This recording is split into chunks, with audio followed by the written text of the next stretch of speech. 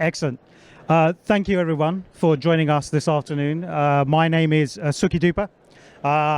I'm the head of EMEA. And joining me today is Roelof Jong from Accell Group to discuss how we clean data. First of all, I do want to apologize. We did advertise Maersk to be joining us from Maersk. Unfortunately, Mark was unable to make it due to a business trip. But we do have Roelof, who's kindly stepped in to help us talk about how to use clean, curated data and how to get there using machine learning, which I hope everybody's interested in. So thank you, Roelof. And one of the first questions to start us off, a lot of people would probably recognize some of the brands that come under your group, but do you want to give a bit more of a background behind Accell Group and what you do?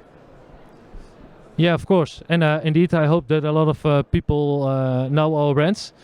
Also welcome from my side. My name is Roelof de Jong. I'm working as a manager data from Accell Group. What is Accell Group currently doing? We are selling and producing bicycles, and we're also selling P&A items. P&A items, think about saddles, handlebars, etc. So we are a European market leader in e-bikes. And we are also a second leader in the market in Europe in parts and accessories.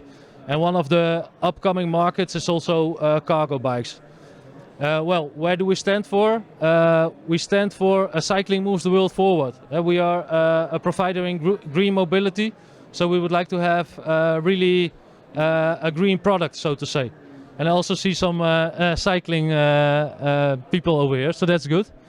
Accell Group is known of brands of rally. I hope in the UK it's also very popular, but also in Europe it's quite popular. Lapierre, which is also a sports brand, race. So we also do the Tour de France. We have Koga, Binora Highbike, and many more. We also got recently acquired by KKR, and our headquarters is in the Netherlands, in the north of the Netherlands, in Heerenveen. Thank you very much. I'm sure now that you've done the presentation, people will be a lot more familiar with your brands. But sort of one of the key challenges that we see is, what kind of initiatives do you work on? I mean, people understand the cycles, people understand sort of mobility, but what kind of data are you using? What kind of initiatives are you working on? And how has machine learning helped those particular initiatives? Yeah, we're working on a lot of projects, we also set up a new enterprise data management strategy and also a data strategy. And one of those cases was also building the foundation.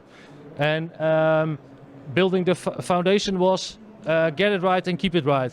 So we had a lot of different systems across the Accell Group. We acquired a lot of companies which were working with different ERP systems. With a lot of different suppliers, with a lot of different products, which are actually the same. And as a group, we would like to know, of course, okay, what is the top 10 most sold bike, or what kind of components can we exchange between each other? That was really hard for us in the beginning. So in the beginning, we started with harmonizing bikes, and we identified all the same bikes across all the companies, and that was quite okay. We did it manually, but after that we have to go to components, and imagine that on a general e-bike there are 200 components, and they are built and multiple sites. So we have multiple sites across Accell Group.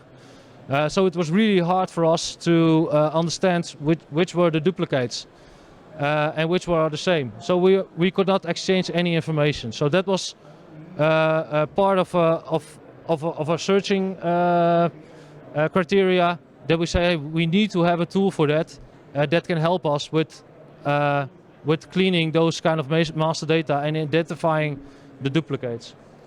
Here you see also that we have quite a lot of records. Tamr said, okay, that's not that many records, but for us it's quite a lot of records. So we have like 400,000 records. Which need to be cleaned and harmonized. And what we also saw is that the data quality was really low, and a lot of inconsistency in the data. So we really need to clean it up before we have the analytical foundation in place. So, yeah, in the beginning we were unable to identify our top 10 models, and we were also not able to identify our identical products, so we could not exchange information between the MUs, which was really difficult. Oh, that's fantastic. Thank you for explaining that. And yes, whilst we say like 400,000 records are not a great number, variety always presents a challenge, right? So you could have a low number of records, but if there's a lot of variety in the attributes, that's also a challenge in itself as well. So just as we, before my next question, I just wanted to do a quick poll of the group that's here. How many people find this conversation relatable? Right, hands up. And you know, one of the things it's the idea is as we come together as a community, we're trying to solve these challenges. It's learning off each other. So we're hoping, you know, as Roelof is talking about Accell, you know, you could relate this to some of the challenges that you've got and work out sort of methodologies on how you're going to sort of get over those particular challenges. So talking about methodologies. Why was machine learning so important in this particular challenge, especially for Accell? Yeah, one of the main tasks was the time to market, because if we have to do this all manually, we calculated that we were 2 years busy with cleaning master data, especially with these kind of loads of records. It was also the case. Okay, what are we going to do? Are we going to hire 3 more people, 4 more people, 5 more people? Or are we going to look to alternatives like machine learning to help us identifying those kind of duplicates? So that's actually what we did. So yeah, we tried to search for tools, and Tamr was one of them that supported the machine learning side. So that's why we start talking with Tamr. Oh, that's totally understandable when it comes from trying to accelerate, and especially as our data is growing. But a lot of people out there think machine learning it's like a black box, right? They don't understand, you know, sometimes the lineage or information that comes along with it. How are you able to explain to your business that using machine learning is the right thing to do, both from a business and a technical perspective? Yeah, from a business perspective, we had a lot of challenges in our company.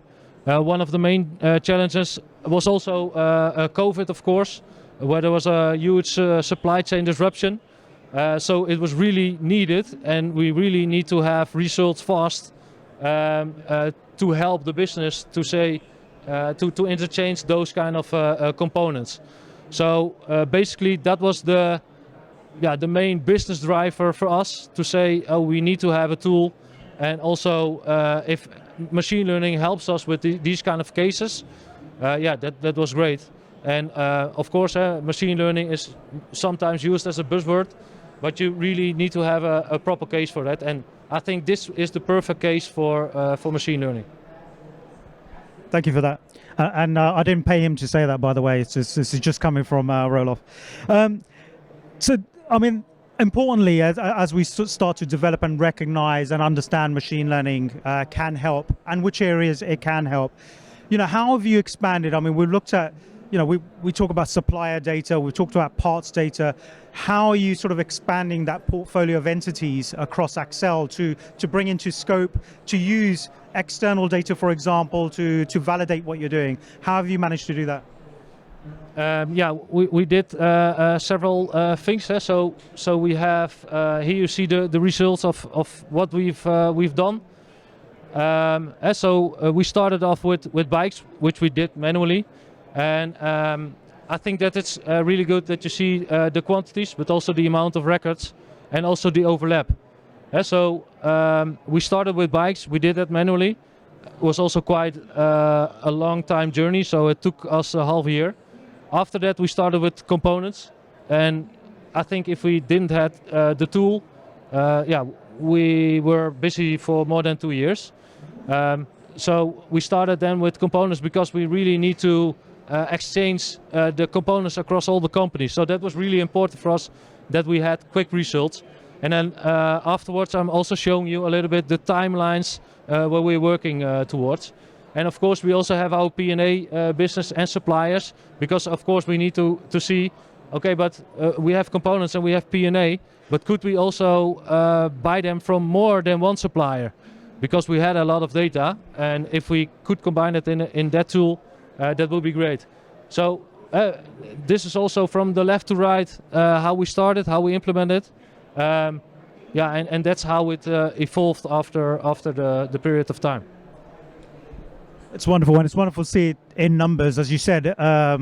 Sort of, you mentioned 400,000 records, and clearly you got up to sort of 8 million records that you're actually putting in, right, to actually get the results back out.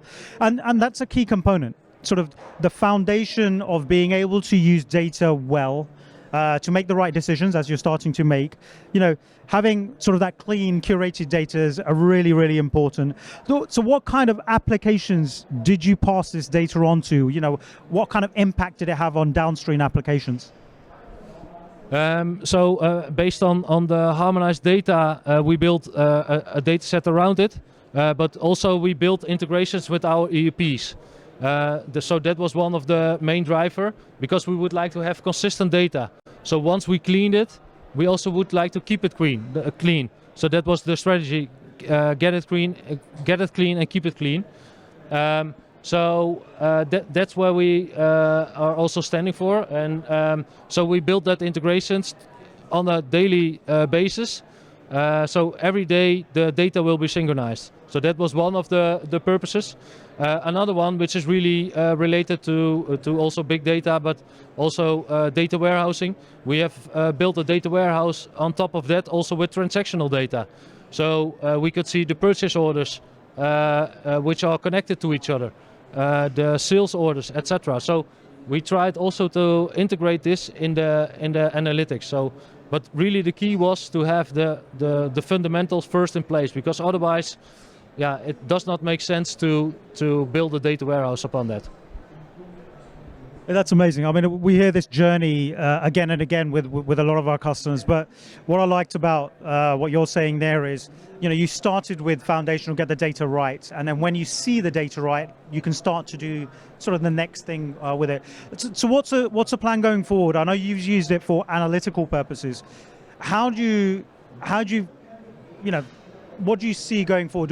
What about from an operational point of view? How do you think you're looking at this from an operational point of view, from your day-to-day usage?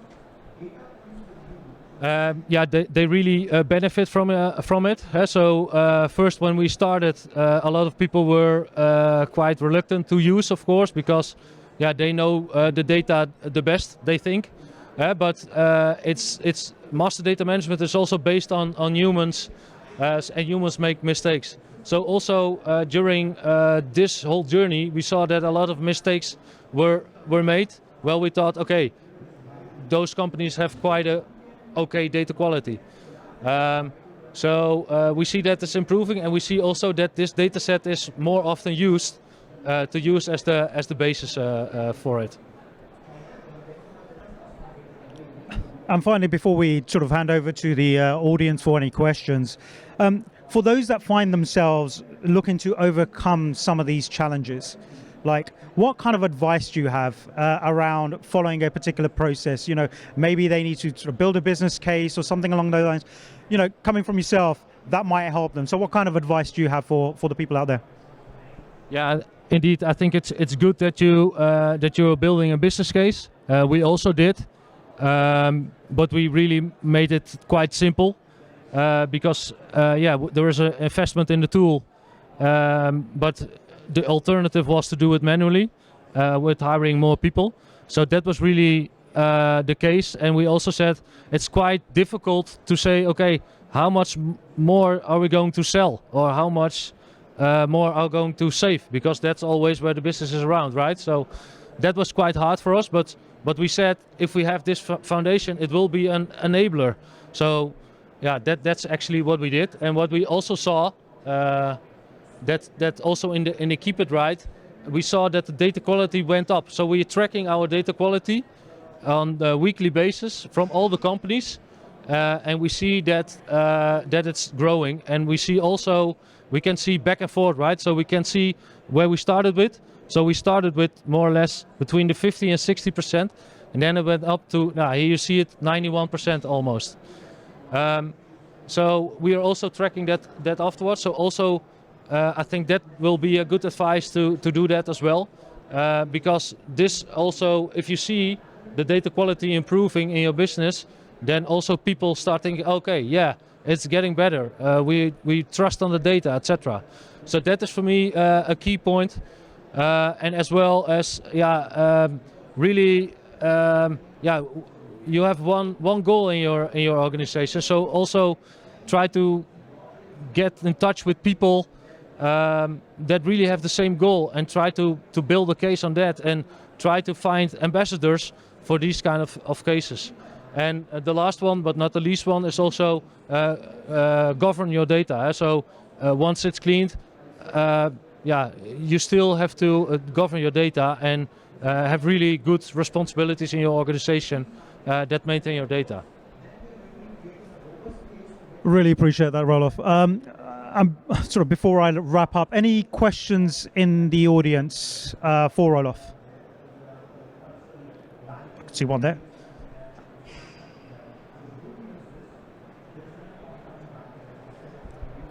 Hi, thank you for taking the time to speak to us. So my question is kind of, when you implemented a machine learning tool, how long did it take to get to a good, clean place that you all were happy with?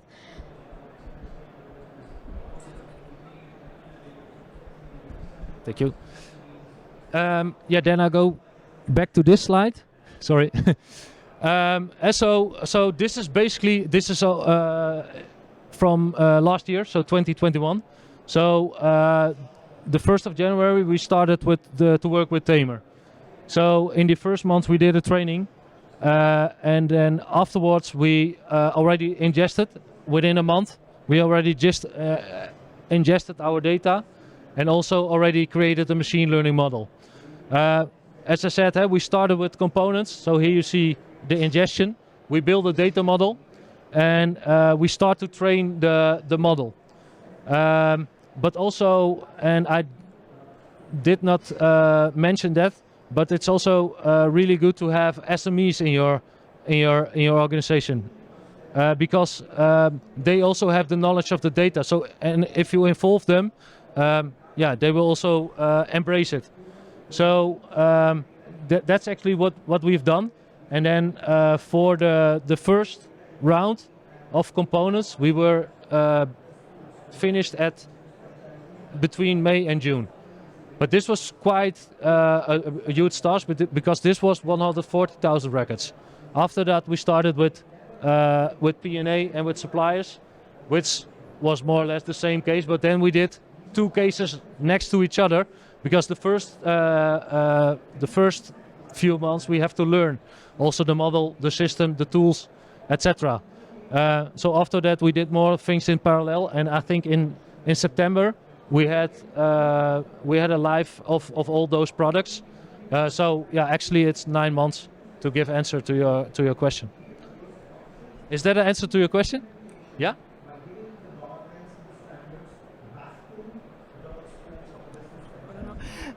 So thanks as well from myself. You touched on, you kind of emphasized on getting the data clean and then keeping the data clean. Was there anything needed from a cultural perspective in terms of a mindset shift, SMEs as you touched on, etc., and a data governance perspective to actually keep the data clean once it was clean? Yeah, really good question. And then I put it off again. I think this dashboard was really the main driver, because normally if you're cleaning data, it's not visible. So it's really in a database, people don't see it. So what we really did is said, okay, we want to have challenge across the companies, but also see, okay, where are we standing for our side? And if you really measure your data, then it will be then it comes to life. So that is what we really would like to achieve. So indeed, what you were asking, is the cultural change? Yes, it is. But we thought, okay, we are like a cycling company, so we really would like to also competitive with each other. So that's why we started to implement this kind of things. But indeed, also data governance is one of the key points. So really knowing, okay, who is responsible for what kind of fields, that's really important. That's not mentioned here in this presentation, but we did that in Sideways as well. Is that the answer also to your question? Yeah.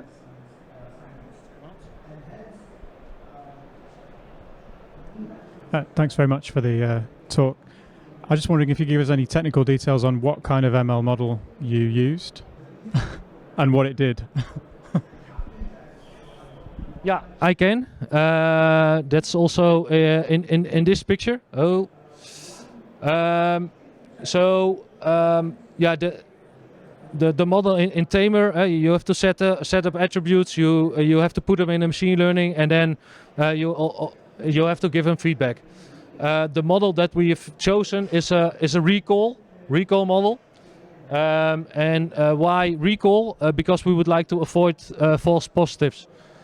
So recall is mentioning, okay, we are really for 95% sure till 99, because we had I think our model was 99% accurate, or 95, sorry.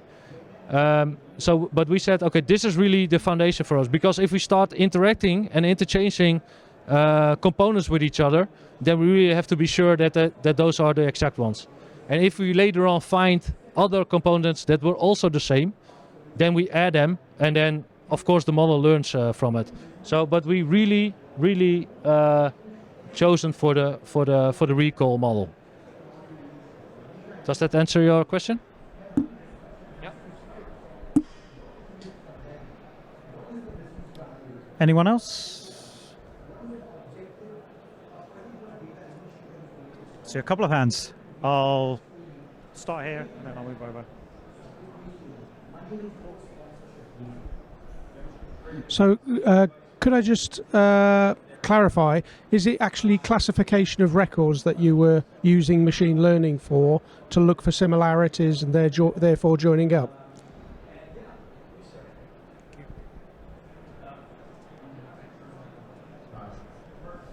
No, it's not only classification. That was also one of the parts. So we built also a product classification, but really this was about data mastering. So identifying which kind of products or suppliers are the same. So, for example, we had multiple databases with different items, and Tamr was helping us to identify those duplicates. So they are in two systems. They are the same, but they will come in Tamr as one golden record.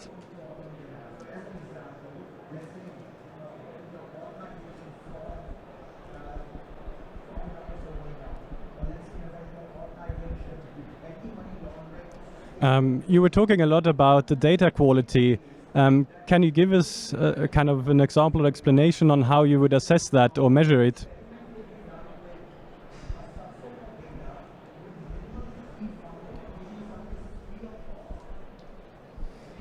Yeah. So what we did is we sit together with the business, and we were defining data quality rules.